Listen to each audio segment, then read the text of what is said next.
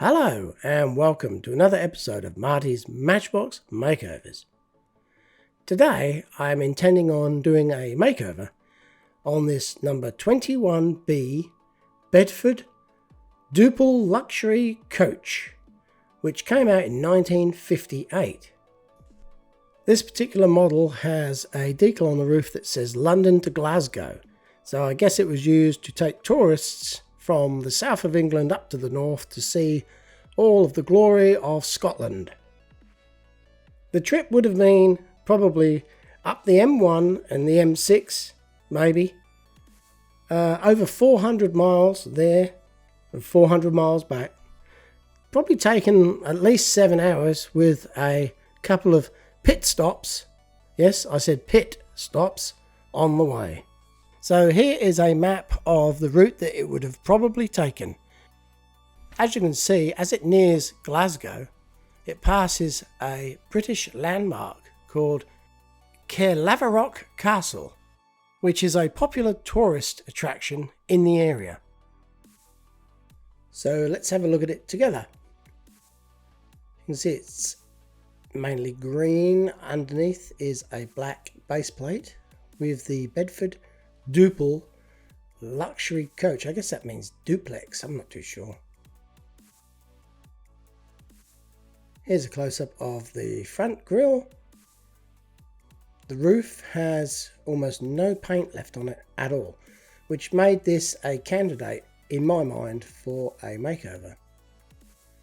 The base is held on with two tiny pins through two tiny holes at the rear, and this tongue at the front that goes into a slot. To pull it apart, I should just be able to pry apart the body just a small amount to pop the base off. So first up, I am going to try and match the paint, and boy was this a job and a half. I nearly gave up. I started off confidently and could get nowhere near to the colour that I wanted.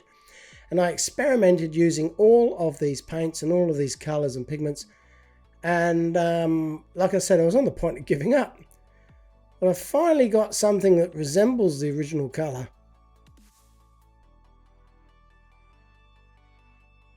And I wasted a lot of paint on the way there. I don't know why. For some reason, this particular shade of green was very difficult for me to replicate. If I lived nearer to a hobby shop, I'd probably have gone in there and said, "Can you make me this?" And they would have done it in 5 minutes. But this took me over half an hour, and all of these colours mixed together in small amounts to make the green. I know, it's crazy. I look at it now and I think, how did it happen and why? But like I said, it was a very difficult green to get to from the colours that I had available.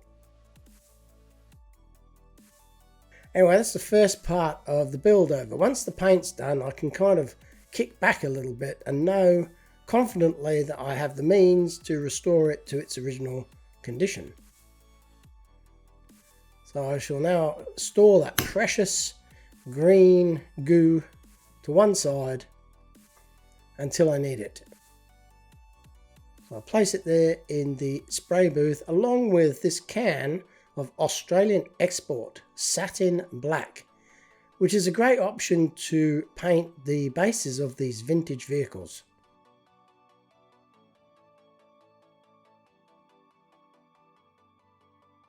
So it's time to pull it apart, I guess. Now looking at this, I remember there is two decals on the top there, and I'm going to have to replicate them. So I downloaded this picture offline, and I thought this was the bus initially. But the picture is of the 21A, and I am working on the 21B. They are completely different models. But at this stage I was unaware, and I looked at this and I saw that this had 4 pins holding the base on. And I thought I had found a variation of this one, but I hadn't found a variation of this one. I'd actually found the previous model. So the picture is the 21A that came out in 1956, and the one I'm working on came out in 1958, 2 years later. So I went back onto the interweb and I found this other picture, which is the number 21B, the one I'm working on, because you can see it's got the one pin on the rear of the body holding the base on. So I'm looking at the decals and I was trying to guesstimate how long they have to be made. So I thought I would compare the model with the picture and mark the roof with some dots. Then I realised the dots coincided with these small casting lines on the roof. And it dawned on me that these casting lines were there to assist the people in the factory when they were assembling these models, to align the decals consistently in the same position.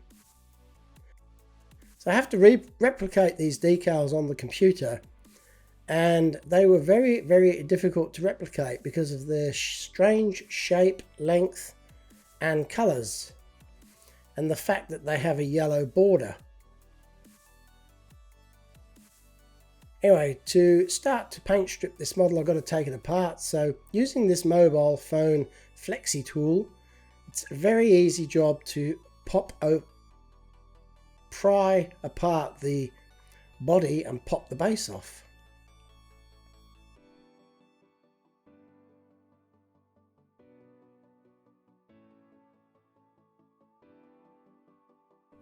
Really not a lot to this model. Now I'm giving you a close-up of those two retaining pins either side of the rear chassis, and on the front there's that tongue that goes in the groove at the front when you're putting it back together. To paint the base I need to get the axle off, so I'm going to use my Dremel with the circular cutting blade in it and cut the front axle off. I've got to find a replacement for the rear axle, so I might as well find a replacement for the front axle at the same time and then probably match.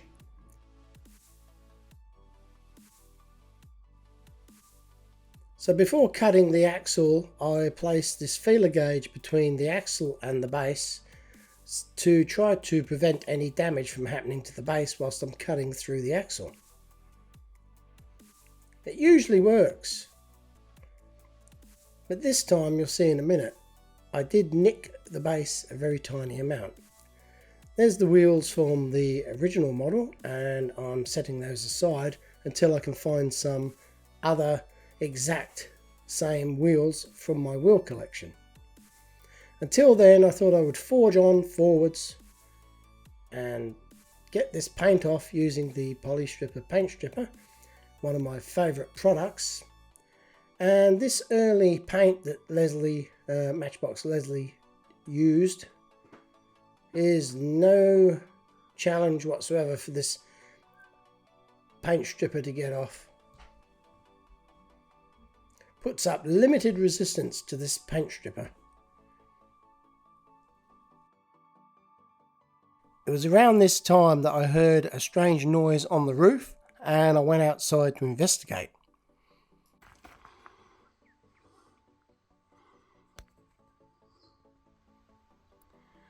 Smudge, what are you doing?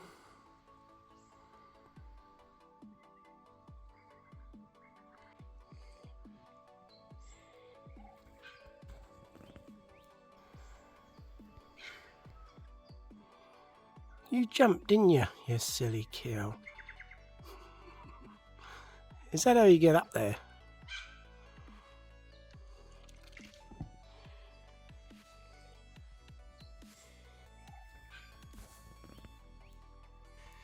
Ooh, back inside. I don't know why she keeps getting on the roof. There must be something up there that she's trying to get. I don't know what it could be. Never seen her get up there, only ever seen her get down. Anyway, back to the build. So it's literally just a 5-minute job to get the paint off.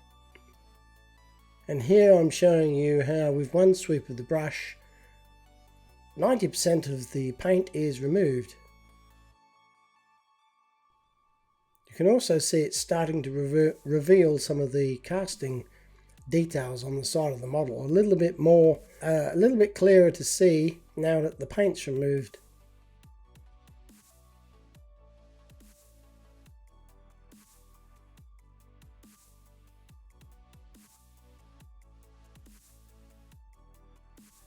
So when I've got most of the paint off, I just rinse the remaining paint stripper residue off under some warm water in the sink. There you can see on the left just a small nick that I made with the circular cutting tool on the base. I shall be filling that in with some small amount of body filler that I've got here. It's Molac, I think it is, the brand, and it's just some body filler for models. So I'm just going to try and put a little bit of this on there, a tiny amount, just to fill that groove, so you can't see when the paint is, when the base is painted, you won't be able to see that I nicked it.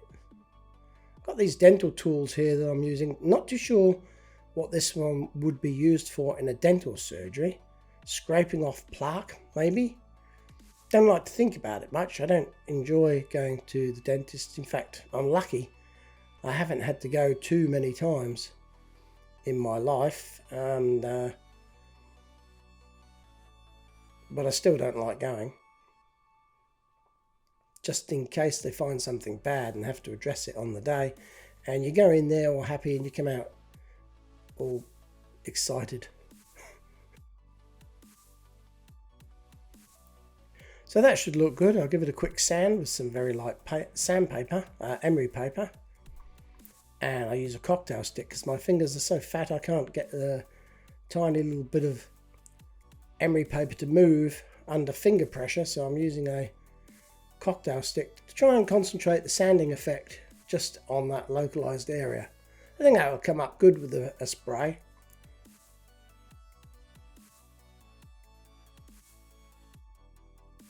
So into the spray booth, and I'm going to give this a quick coat of, as I said before, the satin black. Prior to that, I'm just going to give a quick coat of the Tamiya undercoat, light grey.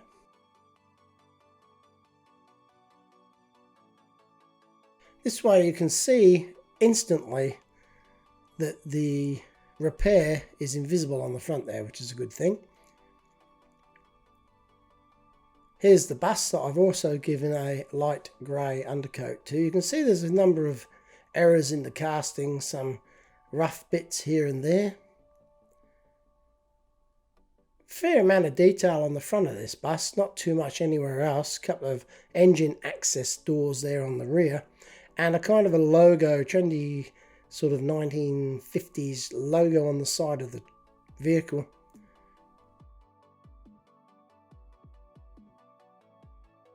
I'm going to paint the base black, so I take the model out of the spray booth, and I've got another magnet here that I can attach things to outside of the booth.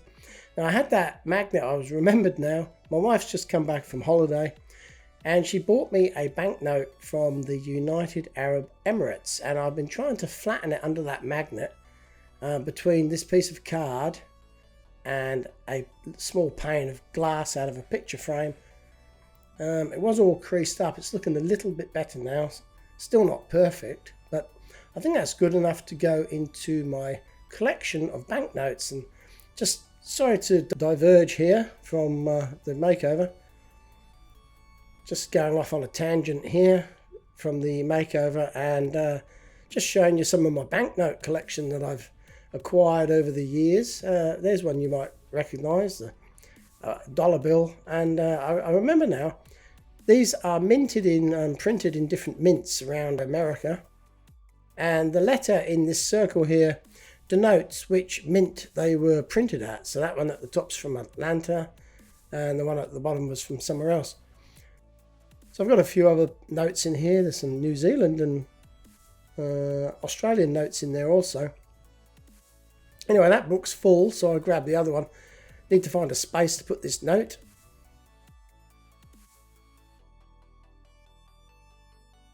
Oh, that's nice. Wish I had more of those. Just flicking through again. I hope I'm not boring you. Just like to sort of try and make my videos a little bit more interesting from time to time by introducing unusual things. Here's one of the things I've introduced. There you go. That's good. So that was all because I wanted that magnet. So I've taken the magnet off. This is now flattened and gone into the banknote collection book, and that can go back on the shelf. Now back onto the makeover. Where was I? That's right, I was going to spray this black. That was the whole reason I took the model out and stuck it on that other magnet. Now this is great paint. It's cheap as chips. I think even Cheap as Chips might even sell it. There's a shop here called Cheap as Chips, but I got this one from Kev's Bargain Centre in Horsham. And I do love this product just for spraying bases, because it's kind of not gloss black, it's not matte, it's a nice satin black, and it kind of looks quite natural. I'm happy with that. Before I respray the model, the paint I'm using is a bit fumy, so I put the fan on and I'm outside and I'm opening up my fan vent there. It's the window. And now anything I spray that misses the model will go through the fan and outside, so I don't have to breathe it in.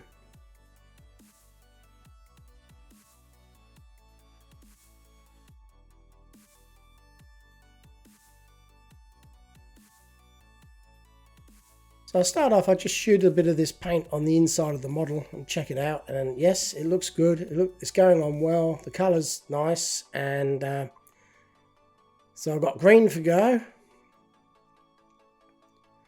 So I just put a moderately heavy coat on there, not a heavy coat because it would run of course, but I like to try and get it done in one hit. A lot of people do multiple layers. I just like to put it on just consistently, moderately thick as I say, and hopefully get a gloss finish first time round. So this is the 21A again. It's a different green, it's a lighter green. But I actually have one of these, and I knew I had it, I just couldn't find it. I eventually found it in my hobby room in a box of models that I have said I am not going to do a makeover on. And this is one of them. Because this is so old and is in pretty good condition, I have said to myself I'm not going to do a makeover on this. Now checking in my record of package, number 26. And that means that this model came from Ken Motts from Scottsdale in Arizona. So Ken, if you're watching, thank you very much for this. I'd like you to know that I'm not doing anything with it. I'm keeping it for future generations in its original condition. And Ken gave me this back in 2019. Can you believe it? I can't believe it either. I didn't know I'd been doing this hobby for so long. So thanks, Ken. Nice example of the 21A. So there's really not a lot to this model. I've painted the base, I've painted the body. I've just got to sort the wheels out really, and I can put it back together. So looking through my wheel collection, I happened to find 3, not 2, but 3 of the exact same wheels, which was good. So I picked the best 4 out, or the best 2 of the 3 that I found basically, because I had 2, remember. Now I've just got to find a suitable axle, and you wouldn't believe it, the axles are so many different, there's so many different wheels to start with, but there's so many different axles too. The axles are different widths, and they also have different sized ends, like that have been machined into a mushroom head. And it's very difficult to find 2 the same diameter of the main axle and the same diameter of the head. But luckily I did. So now I can put all these back into my little spare parts rack. And I'm just looking here at the base. Lovely, that satin black. It's just the right colour. It doesn't make it look brand new, it doesn't make it look old. It just makes it look restored, I guess you could say. I'm cleaning all these wheels up because I'm going to give them a wash of light grey paint to make them look new again. And I thought that little tap with the toothbrush there would have made them fall off, but it didn't. So I have to pull them off individually and flip them over. Then I'll give them a quick scrub, dry them off, and I shall be giving them a, like I said, a little bit of a facelift with some light grey paint.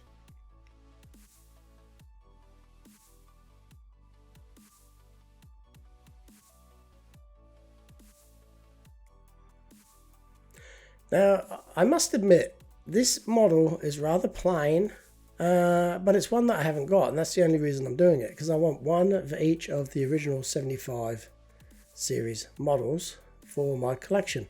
And when I first started this hobby, I thought that shouldn't be too bad, 75 models, not realizing there are many variants. And of course there's A series, B series, C series, D series even.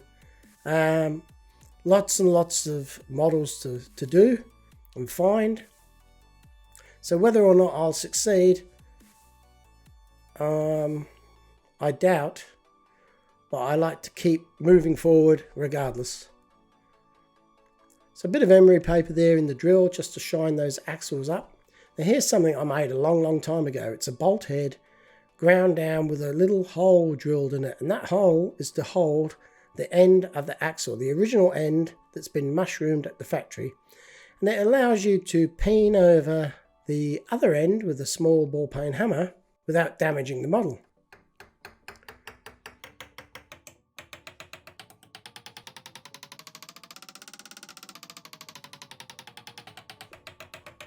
Because it doesn't sort of move around much.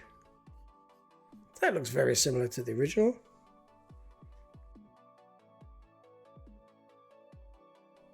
So I managed to pop the base back on. That was literally a 5-second job. Once again using this tool just to make the base spread a little bit to click on.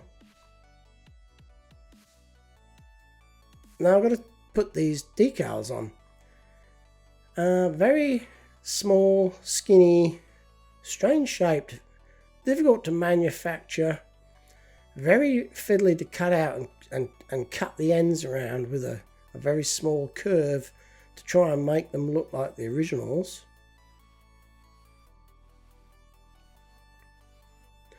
Not the best decals I've seen or made. But I think they will serve a purpose and make it look pretty good to the casual observer. I put that on there and it's a little bit too far forward, so I ended up shifting it back a whole window width. And a lot of these models, they're all pretty much all of them have damage to this decal on the top because it's so sort of vulnerable to damage, really. And it's put on the roof, but it's kind of slid right over as far as you can go towards the windows so it can be seen from the side. But I don't like it much, to tell you the truth. If I was Matchbox, I might have just chosen a different model, but they ran with this one, so I guess I've got to try and do the right thing and make it look the same. The varying details are highlighted on this model depending who was working on the day. Some of them did the bus badge below the center pillar of the front windscreen. Some didn't. I did, just because it's a plain little model and it needs as much bling as possible to make it stand out amongst the crowd. So there we go. That is the number 21b from 1958, the Bedford Duple luxury coach.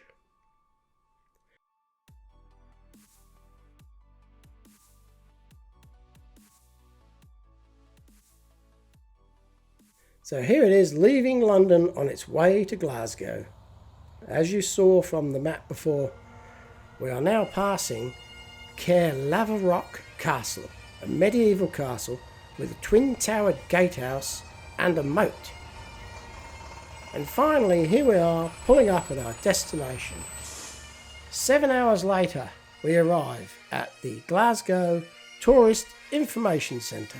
I hope you've had a good time too watching this video. If you have, please like, share and subscribe, and feel free to leave a comment. So until next time, this is Marty from Marty's Matchbox Makeovers, saying thanks so much for watching, and I will see you later. Goodbye.